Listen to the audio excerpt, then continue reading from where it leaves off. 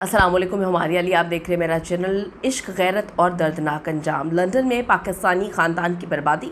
एक फ़ैसले ने मुकम्मल तौर पे सारे जो ख़ानदान है उसको तो तबाह बर्बाद कर दिया।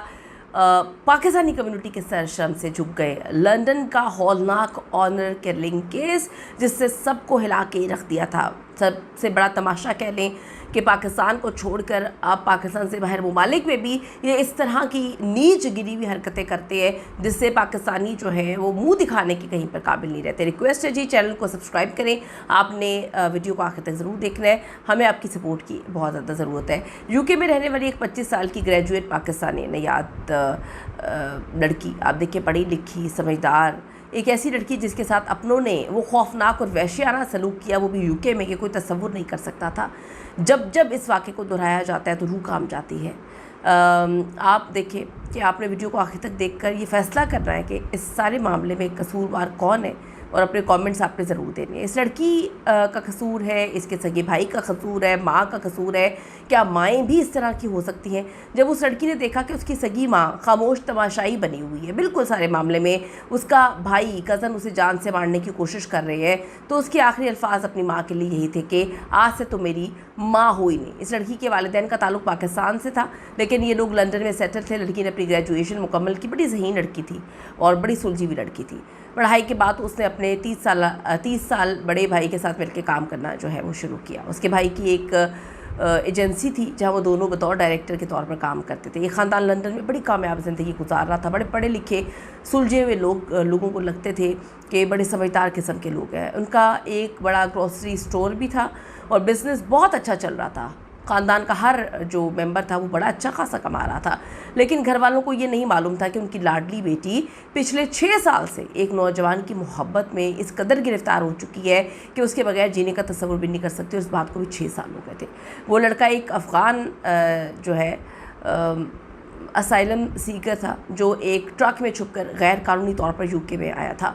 लड़की उसके साथ इतनी ज़्यादा अटैच हो गई थी कि उसने एक दिन फ़ैसला कर लिया कि अब वो अपने घर वालों को इस बारे में बताएगी ताकि वो दोनों शादी कर सकें। इससे पहले जब भी घर वाले पाकिस्तान जाकर उसके लिए कोई रिश्ता तलाश करते तो लड़की कोई ना कोई बहाना बना देती, टाल देती, खामी निकाल देती। 2 से 3 बार उन्होंने पाकिस्तान में अच्छे रिश्ते ढूंढे, लेकिन इस बच्ची ने साफ मना कर दिया क्योंकि इसके दिल में तो 6 साल से कोई और था। जब लड़की ने हिम्मत करके अपने घर वालों को बताया कि वो पिछले 6 साल से एक अफ़गानी लड़के से मोहब्बत करती है, वो बहुत केयरिंग है और वो उससे शादी करना चाहती है, तो ये सुनते ही घर में जैसे तूफ़ान आ गया। उसका बाप, 30 साल बड़ा भाई और माँ, कज़न सब आग बगोला। उन्होंने लड़की को बड़ी समझाने की कोशिश की कि तुम्हारी चॉइस गलत है, बिल्कुल गलत है। वो एक भूखा नंगा इंसान है जो अफ़गानिस्तान से भागकर यहाँ पर आया है और सिर्फ तुम्हारे कारोबार, तुम्हारे पैसे, तुम्हारी दौलत और तुम्हारी इज़्ज़त के लिए वो तुमसे शादी करना चाहता है। उसकी नज़रें हमारे बिज़नेस और दौलत पे। लेकिन लड़की अपनी बात पर अड़ी रही। जब प्यार से बात ना बनी तो फिर धमकियाँ शुरू हो गई। वो धमकियाँ भी यूके में।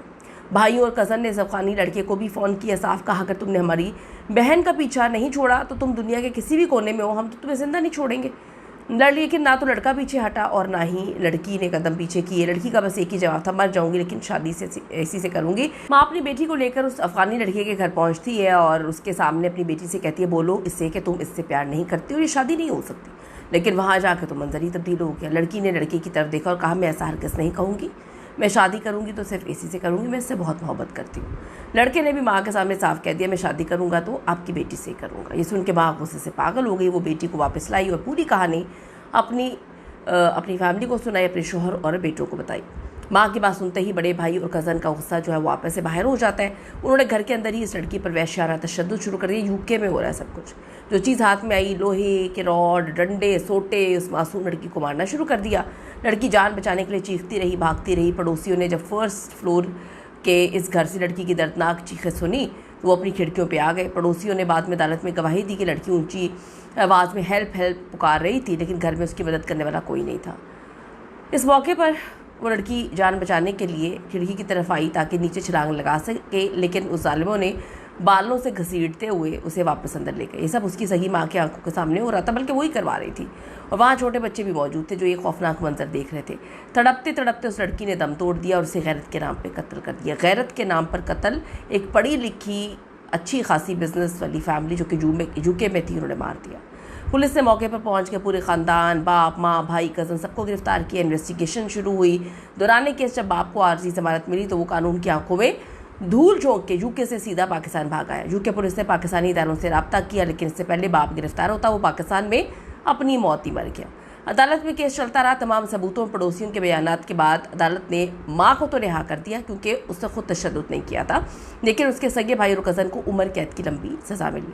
वो भाई जो अक्सर कहा करते थे कि दुनिया में मुझे सबसे ज़्यादा अजीज़ मेरी छोटी बहन है, उसी भाई ने अपनी बहन को सिर्फ गैरत के नाम पर कत्ल कर दिया कि वो अपनी पसंद से शादी करना चाहती है।